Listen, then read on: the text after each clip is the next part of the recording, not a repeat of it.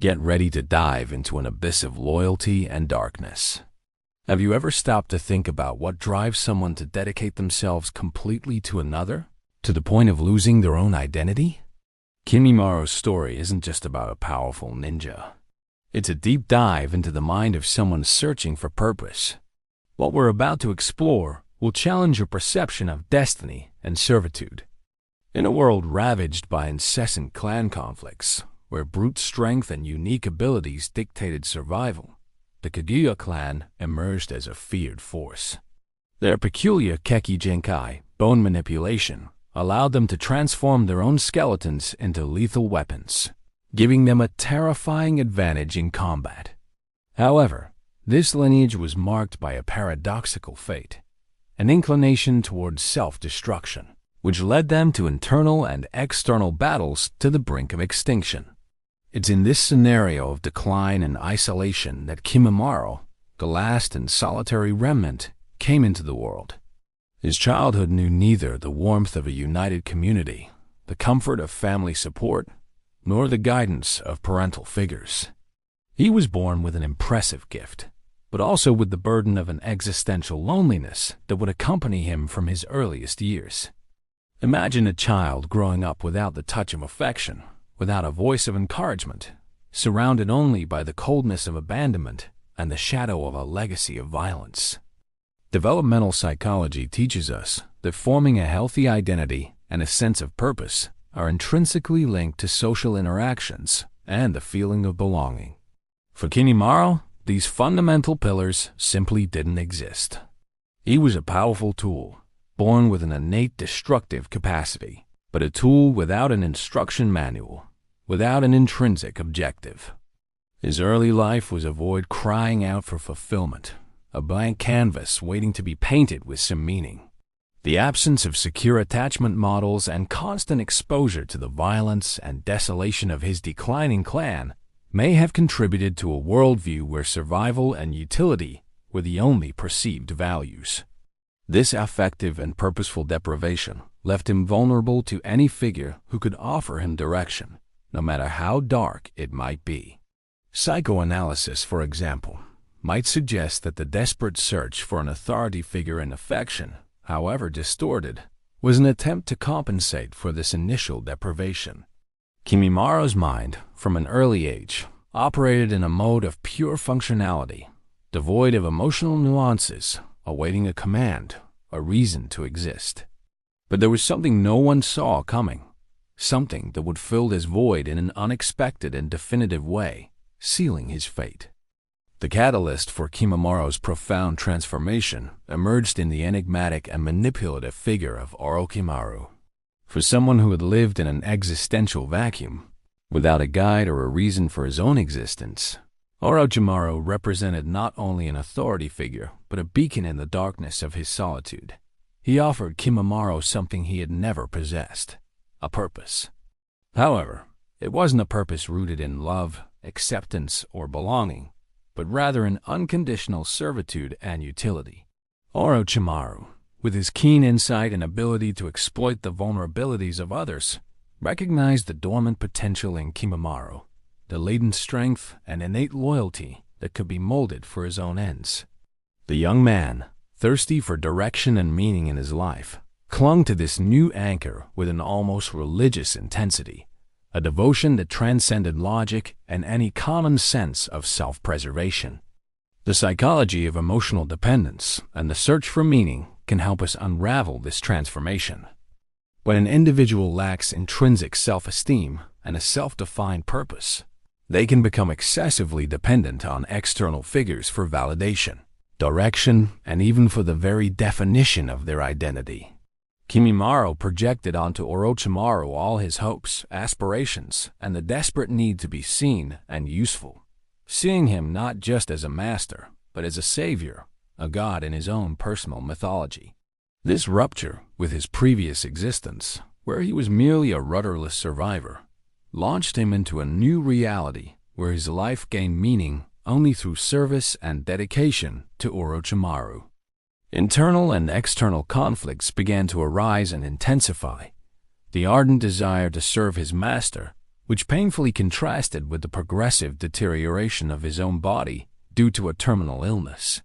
The unconditional loyalty he felt versus the cold, calculating, and purely utilitarian nature of his new master, who saw Kimimaro as a mere vessel for his plans. This dichotomy, this tension between affection and utility, was what began to disintegrate what remained of his individuality, transforming him into an instrument of pure duty. And it was there that everything began to crumble, leading him down a path of sacrifice and dark devotion that would culminate in his own demise. Under Orochimaru's influence, Kimimaro's mind began to mold into a structure of unwavering and singular devotion. His new way of thinking was crystal clear, almost a mantra echoing within him. To be useful is to be. For him, existence had no intrinsic value. Its value was derived solely from his ability to serve Orochimaru. He didn't question orders. He executed them with terrifying precision, a dedication that bordered on obsession and lethal efficiency. Every gesture, every movement in battle, was a living testament to his absolute loyalty, a ritual of self-affirmation through service. His words, scarce, direct, and devoid of emotion, reflected this singular mentality. I exist for Orochimaru-sama. This phrase wasn't just a declaration. It was the essence of his new identity. This is a classic manifestation of identity by affiliation, where the individual derives their value, purpose, and even their very definition of who they are entirely from their bond with another, especially a figure who fills an existential void. Kimimaro internalized Orochimaru's vision to such an extent that his own individuality, desires, and needs completely dissolved. There was no self outside Orochimaru's shadow. His identity was a reflection of the purpose his master had given him. We can draw an analogy with certain psychological phenomena observed in cults or extremist groups, where individual identity is subsumed by the collective. But in Kimimaro's case, the collective boiled down to a single person, a single ideal, his master. Cognitive psychology shows us how core beliefs, once established, can shape the perception of reality. For Kimimaro, the core belief was his utility to Orochimaru. His physically debilitated state due to a terminal illness, instead of diminishing his resolve or making him question his purpose, seemed to intensify his urgency to fulfill his mission, as if every remaining moment had to be dedicated to his supreme purpose. The physical pain and the approaching end were just constant reminders of the need to be useful while he still could, to exhaust every particle of his existence for his Lord. This devotion, though terrifying in its intensity and consequences, was the only thing that kept him going, giving him a reason to endure the physical torment. But the true monster, the complete manifestation of his distorted loyalty and absolute commitment, was still dormant, waiting for the right moment to emerge and reveal itself to the world.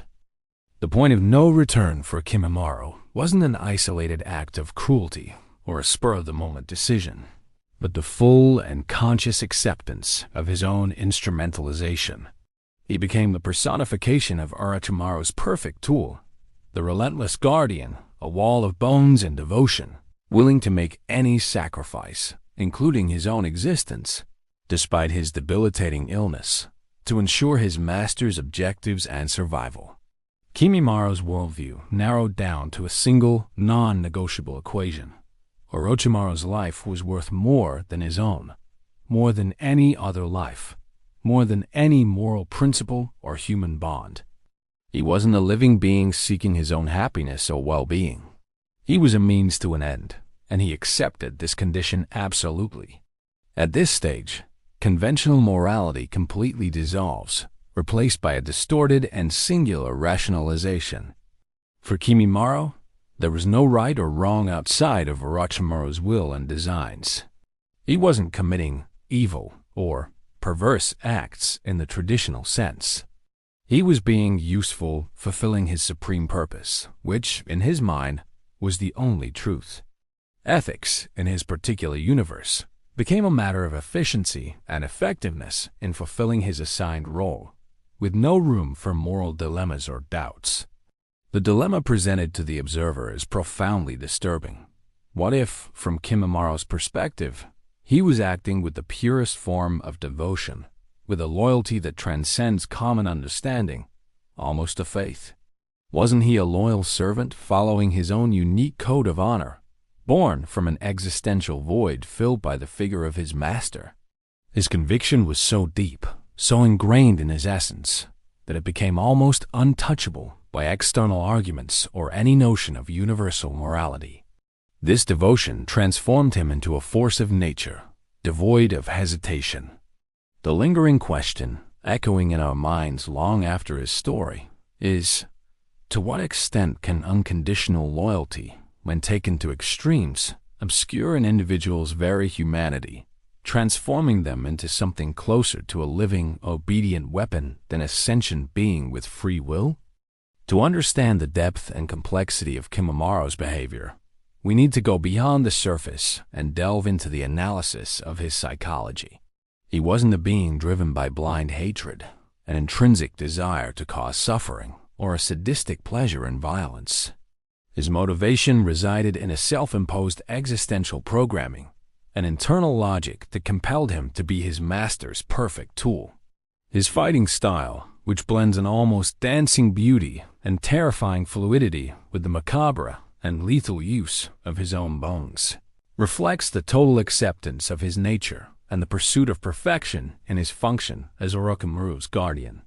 It's as if his body and mind were an optimized system, calibrated solely for his master's service and protection, with no room for deviations or personal emotions. Pain, illness, the proximity of his physical end, all of this was just part of the equation to fulfill his duty. We can draw parallels, on a symbolic level, with Stockholm Syndrome, where the individual develops affection and loyalty for their captor or authority figure, especially in situations of extreme vulnerability and dependence. In Kimimaro's case, the captor wasn't physical, but existential, the promise of purpose and meaning that Orochimaru offered him in a moment of total helplessness and lack of direction. Studies in social psychology and neuroscience show the profound human need for meaning and belonging. When this need is fulfilled, even if in a distorted way and through means that society would consider unacceptable, the individual can cling to this source of meaning with extraordinary force, resisting any attempt at disengagement or re-evaluation. Kimimaro's ruthlessness in battle, his coldness, his unwavering determination, and his ability to ignore pain and exhaustion weren't manifestations of madness. They were the unbreakable logic of someone who had found his only and ultimate reason for existence and dedicated himself to it with every fiber of his being. His mind operated with a disturbing clarity, where every action was a precise calculation to fulfill his objective, an algorithm of loyalty. It wasn't madness. It was cold calculation, forged in the absence of alternatives and in the desperate search for a purpose, an existence that found meaning only in being instrumentalized for another. What remains after Kimimaro's passing? Not a trail of gratuitous evil or a villain who simply desired chaos for its own sake, but the poignant echo of a solitary devotion and the overwhelming power of a tragic destiny. Although his journey was to aid one of the greatest antagonists in ninja history, Kimimaro didn't leave a legacy of cruelty per se, but rather an indelible mark on the extent of blind loyalty and the consequences of a desperate search for purpose in a world that offers none. His existence, brief, intense, and painfully marked by illness, shaped a crucial fragment of the Naruto world, revealing the depth of influence Orochimaru was capable of exerting over lost and vulnerable souls. His story leads us to a deep and complex philosophical reflection. Who are we to judge an individual's search for meaning, even if that search leads them down dark and dangerous paths and transforms them into a tool for questionable ends? Kimimaro's condition, with his progressive illness and the urgency to fulfill his role before his body failed, adds a layer of compassion to his figure, transforming him from a one-dimensional villain into a complex, multifaceted, and profoundly tragic being. His story forces us to question whether the true tragedy doesn't lie in the lack of choice, in the absence of a viable alternative to fill that initial void that consumed him from birth. He didn't choose to be born into a cursed clan, nor to live in solitude and abandonment. His loyalty was, in many ways, a response to an unmet fundamental need, the need to be needed. And in the end, he fulfilled his purpose, even if it meant his own demise, a final sacrifice in the name of his only reason for existing. Kimimaro's paradox is that he found his ultimate freedom in the most complete servitude. But perhaps he wasn't the last to tread this path in search of meaning, echoing the eternal human quest for a place in the world, no matter the cost. Kimimaro's shadow persists, a reminder that even the most powerful can be moved by an existential fragility.